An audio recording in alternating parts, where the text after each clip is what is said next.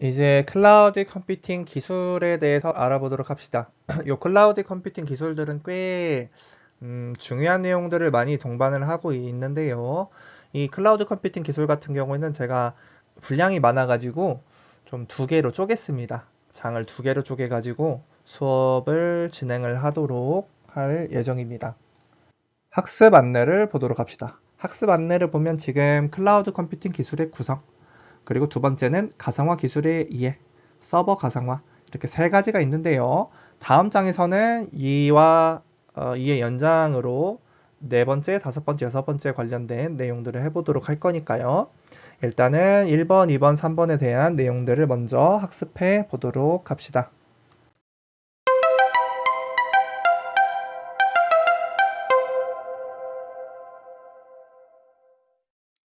자, 먼저 클라우드 컴퓨팅 기술의 개요를 보도록 합시다.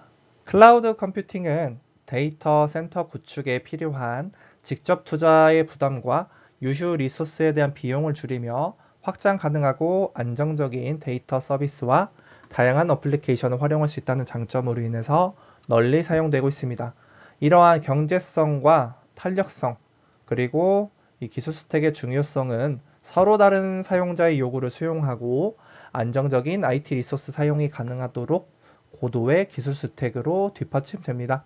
이제 따라서 효율적인 클라우드 기반 시스템 구성 및 운영을 위해서 클라우드 컴퓨팅에 대한 구체적인 이해가 좀 필요합니다. 그래서 이제 뒤쪽에서 좀 더 이런 기술들을 자세히 알아보도록 합시다. 자, 클라우드 컴퓨팅은 가상화, 웹 서비스, 가용성 관리 등 다양한 기술의 총집합체입니다.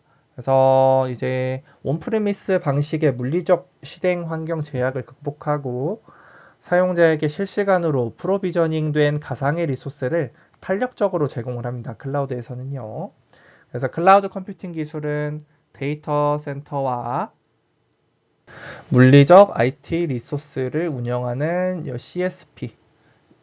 제가 CSP는 제가 지금 처음 말했는데, 이 CSP는 클라우드 제공자, 클라우드 서비스 제공자의 약자예요.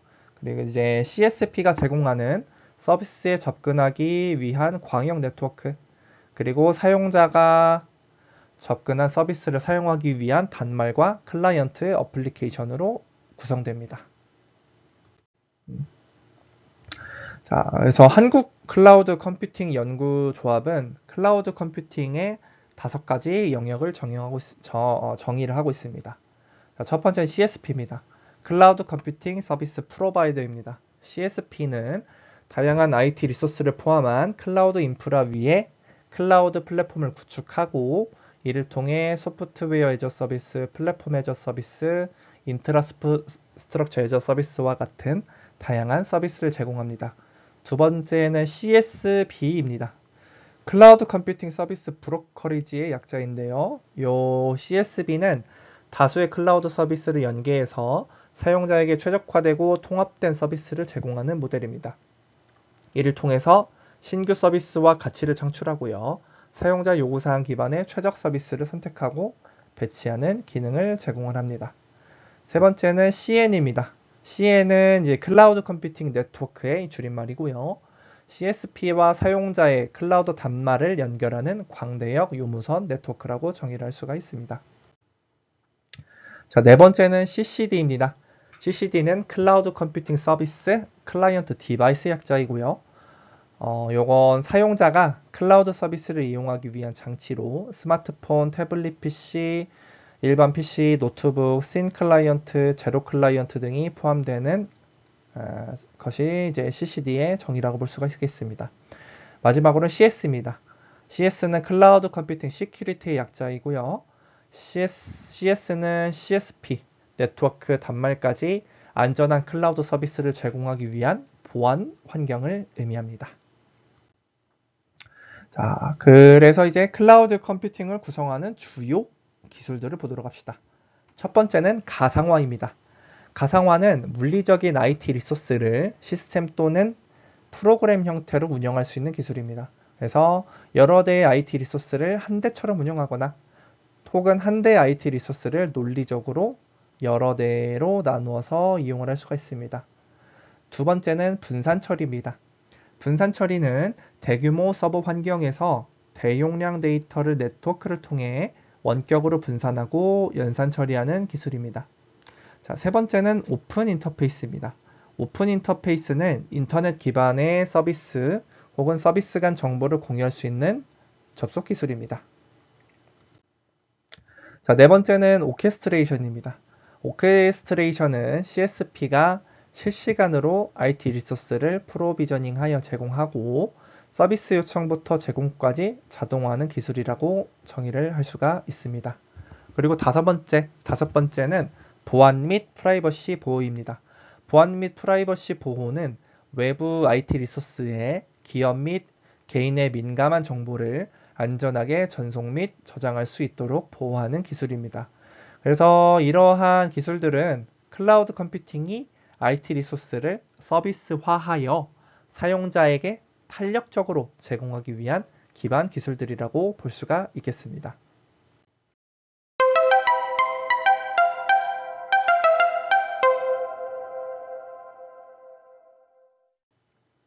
이제 기술들을 조금 더 자세히 보도록 합시다. 특히 가상화가 굉장히 중요합니다. 가상화는 물리적 IT 리소스를 가상의 IT 리소스로 전환시키는 기술입니다. 이를 통해서 하나의 서버에서 여러 실행 환경을 만들 수 있고 여러 서버를 하나의 물리적 리소스로 표현할 수도 있습니다. 이로 인해 기업은 물리적 리소스의 소유 비용을 절감하고 유지 보수를 간편하게 할 수 있어서 매우 기업 입장에선 매우 매력적인 기술입니다. 이와 반대로 만약에 우리가 온프레미스 환경을 사용한다. 기업에서 온프레미스를 환경을 사용하게 되면은 여러 어플리케이션을 운영하기 위해서 다수의 물리적 서버를 구성해야 합니다. 하나의 어플리케이션에 하나의 물리적 서버, 원 바이 원이 기본이죠. 그래서 이런 식으로 물리적 서버를 구성하게 되면은 자원의 비효율적인 사용을 초래하기 때문에 이런 문제를 해결하기 위해서 가상화 기술이 필요하다라고 정의를 할 수가 있겠습니다. 자, 그래서 가상화 기술의 발전에 대해서 보도록 합시다. 가상화 기술은 초기에는 가상 메모리, 가상 IO, 에뮬레이션 이런 형태로 시작을 했습니다. 그러나 현재는 물리적 리소스인 CPU, 메모리, 스토리지뿐만 아니라 논리적 리소스인 OS, 런타임 등까지 가상화를 할 수가 있습니다. 이러한 기술 발전 덕에 클라우드 컴퓨팅은 사용자 요청에 맞춰 IT 리소스를 탄력적으로 제공할 수 있게 되었습니다. 요 가상화 기술의 초기 형태에 보면은 여러분들이 써보셨나 모르겠는데 아직도 많이 쓰고 있긴 하죠. 에뮬레이션 형태 중에 이 버추얼박스라는 게 있습니다. 버추얼박스를 실행을 하고 그 버추얼박스에 특정한 뭐 리눅스라든지 기타 윈도우 이미지를 집어넣고 이 버추얼박스를 이제 에뮬레이션을 하게 되면은 호스트 OS, 즉 우리가 사용하는 윈도우나 리눅스 같은 호스트 OS 위에 게스트 OS가 하나 더 올라간 형태로 구동이 되죠. 이런 식의 형태가 있긴 한데요. 오늘날에는 그냥 그 실험이나 실습을 위해서 잠깐 쓰는 용도로 버추얼박스를 쓰지 사실 좀 본격적으로 뭐 상업적으로 업무를 위해서 쓰지는 않는 것 같아요. 왜냐하면 이 에뮬레이션이라는 게 어쨌거나 운영체제 위에 또 다른 운영체제를 하나 더 올려놓는 형식이기 때문에 굉장히 느립니다. 직접 써보셨으면 알 거예요. 진짜 말도 안 되게 느려요. 그래가지고 사실 에뮬레이션 형태는 정말 약간 필요에 의해서만 일부 사용되지 본격적으로 사용되지 않는다. 이렇게 이해하셔도 좋을 것 같아요. 자, 이제 가상화의 필요성에 대해서 보도록 합시다. 온프레미스 환경에서는 애플리케이션을 운영하기 위해 다수의 물리적 서버를 구성해야 하지만 대부분의 시간 동안 유유 상태에 있게 됩니다. 이는 자원 낭비를 초래합니다. 그럴 수밖에 없습니다. 자, 우리가 자, 이 정도의 캐파시티를 가지는 서버가 있다고 해봅시다. 이런 서버가 있는데 사실 사용자 요구는 항상 요 서버의 캐파시티에 100% 맞춰 있지 않아요. 보통 우리가 기업들이 일반적으로 서버를 구성을 할 때는 캐파시티, 그러니까 사용자의 요구사항보다 더 과대한 캐파시티를 할당하게 되는데요. 그 이유는 사용자에게 원활한 서비스를 제공하기 위해서요. 아무래도 이제 사용자 요구에 간당간당한 캐파시티를 맞추는 것보다는 사용자 요구보다 좀 과대한 그 캐파시티를 맞추는 게 지속적인 서비스를 제공하는 입장에서 훨씬 더 좋기 때문이에요. 그래서 보통 이런 식으로 캐파가 맞춰져 있으면은 사용자들은 요구사항들은 여기 아래에서 놓는 거죠. 그렇다는 말은 뭐냐? 여기 있는 자원들은 항상 낭비가 된다는 뜻이에요. 그래서 대부분의 시간 동안 서버가 유유 상태에 있다는 소리가 이 말을 의미하는 겁니다. 사용자 요구에 사용자가 제공하는 서비스 이상의 과도한 캐파를 맞추게 되면은 그동안 유유 상태가 발생하고 있다라는 뜻입니다. 그래서 이런 문제를 해결하기 위해서 가상화 기술을 도입을 했는데요. 가상화 기술은 물리적 리소스를 여러 논리적 리소스로 구성해서 사용자가 요청한 물리적 리소스인 것처럼 보여줍니다. 이를 통해서 자원을 효율적으로 사용하고 필요에 따라서 유연하게 리소스를 분배할 수가 있습니다. 자, 가상화 기술은 물리적 리소스를 여러 논리적 리소스의 형태로 재구성해서 사용자가 요청한 물리적 리소스인 것처럼 보여준다고 방금 위에서 설명을 드렸어요. 이렇게 하려면 어떻게 해야 될까요? 이렇게 하려면은 가상화 계층은 하드웨어 계층에 존재하는 여러 IT 리소스를 하나의 단위로 합치거나 제어 시스템을 굉장히 단순하게 해서 하드웨어 제어에 요구되는 복잡한 기능은 감추고 간단하게 외부 인터페이스만 제공을 하는 게 좋겠죠. 네. 왜냐면 우리가 예를 들면은 자동차가 있어요. 자동차가. 여러분들 자동차 운전할 때 많은 걸 알 필요가 없습니다. 자동차 자체를 단순하게 동작시키기 위해서는 페달이 필요하고, 그리고 핸들링 할 수 있는 거 기어 변속이 필요하고, 그리고 핸들이 필요합니다. 요 세 가지만 잘 조작하게 되면은 자동차를 움직이게 만들 수가 있죠. 자동차 안에 수만 개의 부품이 있긴 하지만은 그 부품들을 다 알 필요가 없어요. 그죠? 왜냐면 우리는 자동차를 운전하는 사람이기 때문에. 이 클라우드도 마찬가지예요. 가상화 기술도 마찬가지인 게 가상화 기술을 사용하기 위해서 우리가 가상화 기술의 모든 걸 알 필요는 없어요. 단지 외부 인터페이스, 우리가 쉽게 사용할 수 있는 API들만 따와서 사용할 정도로만 이해하면 되기 때문에 그 안에 있는 부수적인 많은 것들을 알 필요는 없습니다. 이렇게 이해하시면 좋을 것 같아요. 그래서 이제 가상화 계층은 여러 대의 물리적 하드웨어를 논리적인 하나의 단위로 통합을 한데요. 이 각각의 논리적 단위를 가상 머신이라고 합니다. 가상 머신이요. 그래서 가상 머신은 하드웨어 리소스를 OS가 아닌 가상 머신 수준에서 제어를 하고요. 한 하드웨어에서 여러 개의 OS를 동시에 실행을 할 수가 있습니다. 굉장한 장점이에요, 이게. 그래서 사실 이게 가상화 기술이 없었다면은 클라우드 서비스가 이렇게까지 발전하진 않았을 거예요. 이게 다 가상화 기술이 있기 때문에 클라우드 서비스가 많은 발전을 이루었다라고 볼 수가 있습니다. 그래서 또한 이제 이 가상머신 같은 경우에는 동일한 하드웨어에서 가동되더라도 운영되는 가상 머신들 간에는 어떠한 영향을 끼치지 않도록 격리되어 있습니다. 기술적으로 그래요. 그래서 가상 머신은 이제 하나의 하드웨어에 여러 개의 가상 머신이 있더라도 서로 간에 이 머신을 침범하지 않기 때문에 보안성도 챙겼다라고 정의를 할 수가 있겠습니다. 자, 그래서 가상화 기술의 특징을 하나씩 보도록 합시다. 첫 번째는 파티셔닝입니다. 파티셔닝을 통해 하나의 물리적인 머신에서 여러 개의 OS를 운영할 수 있고 리소스를 분할하고 분배하여 사용량에 따라 효율적으로 사용을 할 수가 있습니다. 그리고 두 번째는 캡슐화입니다. 캡슐화는 이제 가상 머신이 폴더와 파일로 존재를 하고요. 구조화되어 있어서 이 가상 머신을 이동하거나 복사가 가능합니다. 그리고 세 번째는 격리입니다.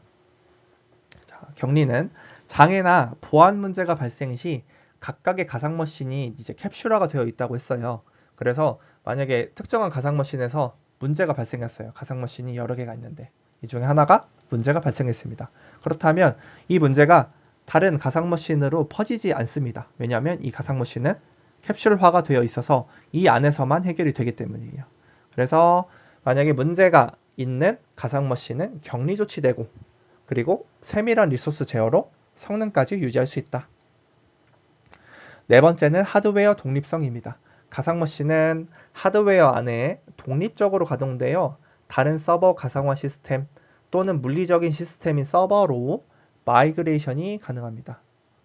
그래서 이게 가상 머신의 주요 네 가지 특성이고요.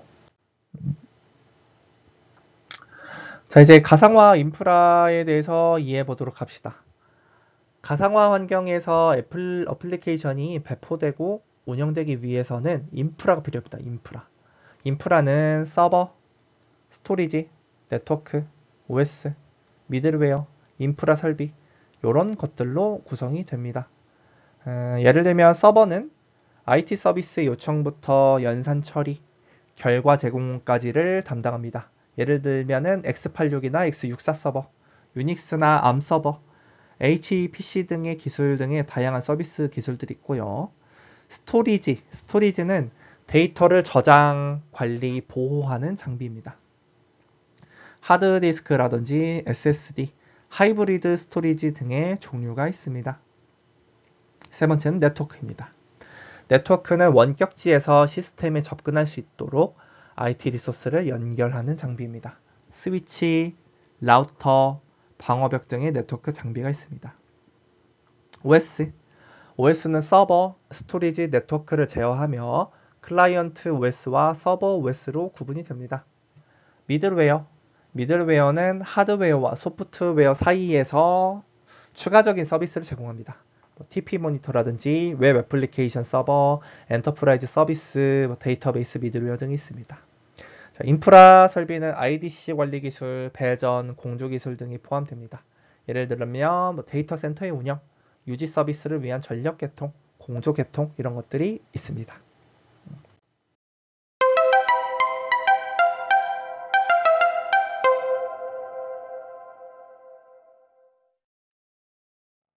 그래서 이제 서버 가상화라는 것을 보도록 합시다. 자, 서버 가상화라는 용어는 이미 1960년대부터 있었어요. 1960년대부터 다수의 OS 리소스 관리와 운영의 어려움을 보완하기 위해서 개발된 이후 널리 사용되기 시작했습니다. 이후 서버 가상화 기술은 컴퓨터 시스템에서 내부적으로 가상 기능과 구성 요소를 만들어내기 위한 방식으로 확정이 되었습니다. 자, 그리고 가상화 기술의 목적과 기능에 대해서 보도록 할까요? 가상화 기술은 서버, 운영체제, 응용 프로그램 또는 스토리지 등의 여러 물리적 리소스를 모아서 단일 논리적 리소스를 만들거나 단일 물리적 리소스를 개별적으로 동작하는 여러 개의 논리적 리소스로 만들어내기도 합니다. 그래서 이러한 IT 기술은 IT 자원의 효율성을 극대화시키고요. 운영 비용을 절감하고 시스템의 유연성을 높이는 데 큰 역할을 합니다. 그래서 이제 초기에 서버 가상화 기술은 단순한 자원 통합에서 출발했어요. 하지만 현재에서는 굉장히 매우 다양한 방식으로 발전을 했습니다. 이러한 발전이 있었기 때문에 기업들이 IT 인프라를 더 효율적으로 관리하고 빠르게 변화하는 비즈니스 요구에 대응할 수 있게 되었습니다. 그래서 서버 가상화 기술은 크게 세 가지 방식으로 분류됩니다. 첫 번째 방식은 호스트 가상화 방식입니다.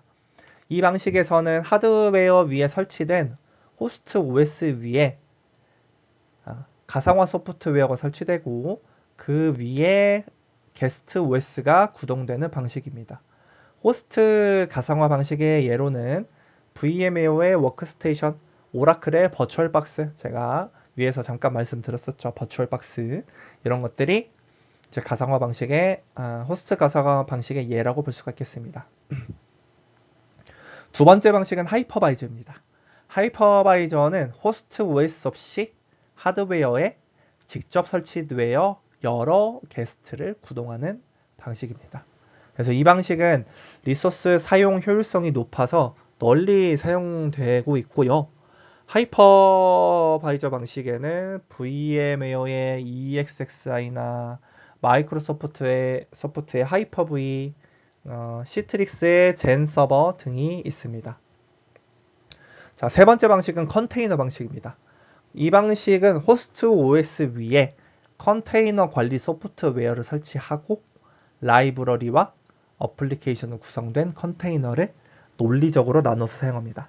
대표적인 컨테이너 기술로는 도커가 있습니다. 도커 참 저도 많이 사용을 해봤는데요. 도커 굉장히 쓰기 편하죠. 그래서 이런 방식은 운영 환경과 요구사항에 따라서 선택할 수 있으며 각각의 장단점이 있습니다. 그래서 호스트 가상화 기술 같은 경우에는 논리적 리소스를 생성하기 위한 가장 초기에 보편화된 기술이에요.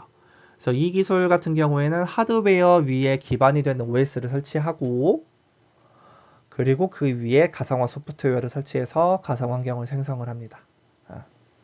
그래서 이렇게 생성된 가상 환경을 가상 머신이라고 해요.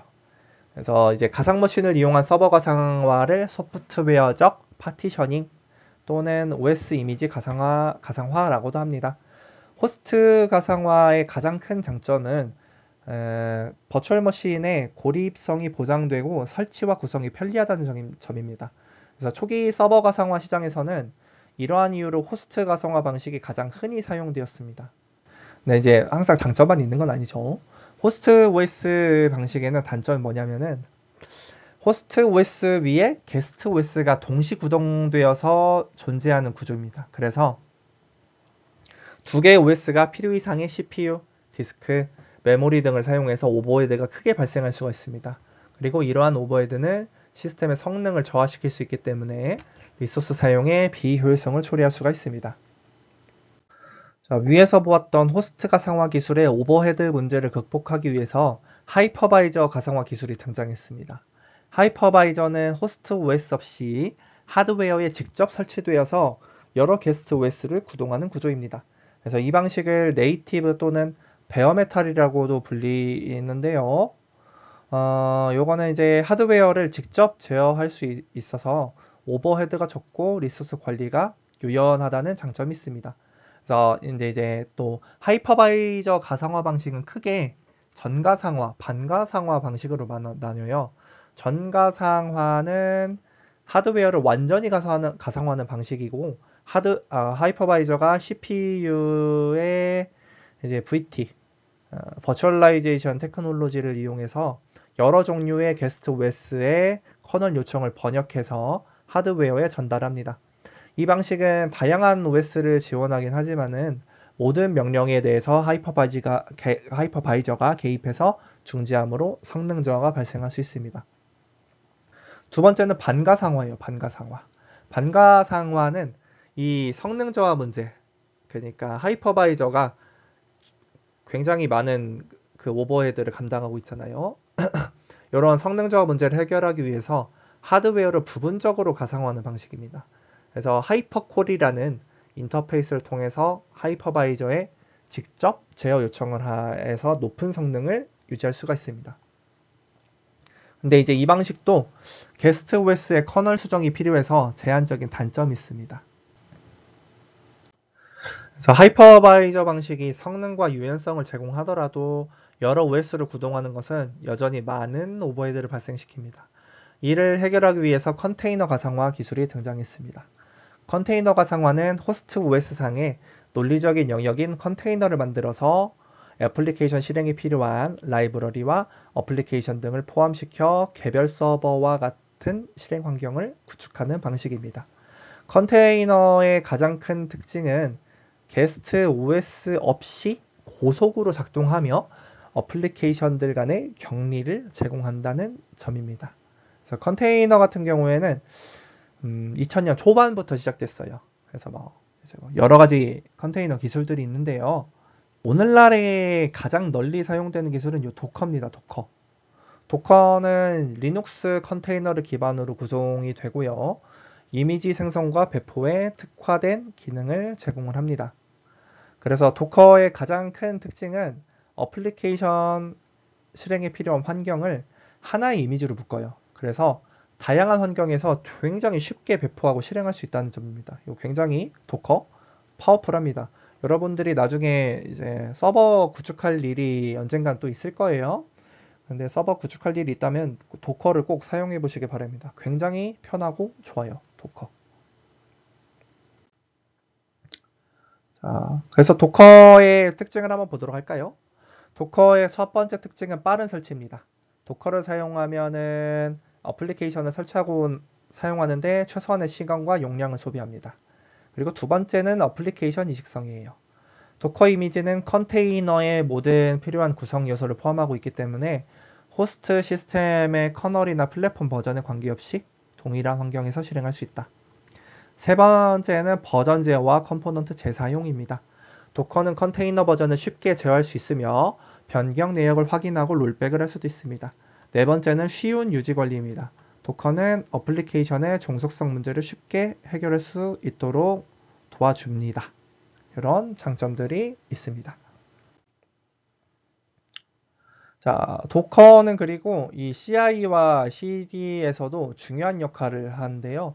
CI 같은 경우에는 자, Continuous Integration, CD는 Continuous Delivery, Continuous Deployment라고 하는데요. 이런 것들은 이제 CI는 빌드와 테스트 프로세스를 통합하여 상시로 실행하는 거고요. CD는 소프트웨어를 주기적으로 개발, 테스트, 배포하는 과정을 의미합니다. 그래서 도커를 사용하면 개발자가 어플리케이션 개발하고 테스트하고 이미지 생성해서 배포도 할 수 있고요. 그래서 이런 식으로 할 수 있다는 거는 우리가 개발을 했을 때 사실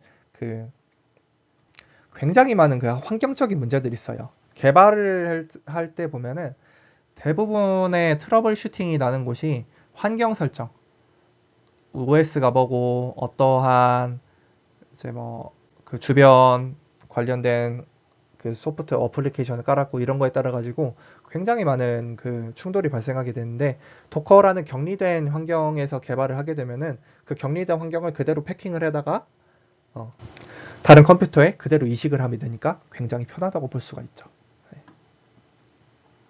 그래서 도커는 소프트웨어 개발을 할 때도 굉장히 유용하게 사용된다 라고 이해하시면 되겠습니다.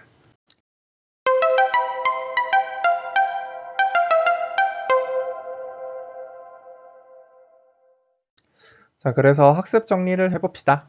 첫 번째, 클라우드 컴퓨팅은 데이터 센터에서 사용자 단말까지 서비스 형태로 제공되는 과정에서 클라우드 제공업체, 광역 네트워크, 그리고 사용자 측 클라이언트 어플리케이션을 구성됩니다. 두 번째, 가상화는 클라우드 서비스의 핵심 요소로 물리적인 IT 자원을 가상화된 IT 자원으로 변환하는 역할을 합니다. 세 번째, 서버 가상화는 가상머신을 생성하는 기술로 호스트 기반 가상화, 하이퍼바이저 기반, 컨테이너 방식 세 가지 유형이 있습니다. 감사합니다.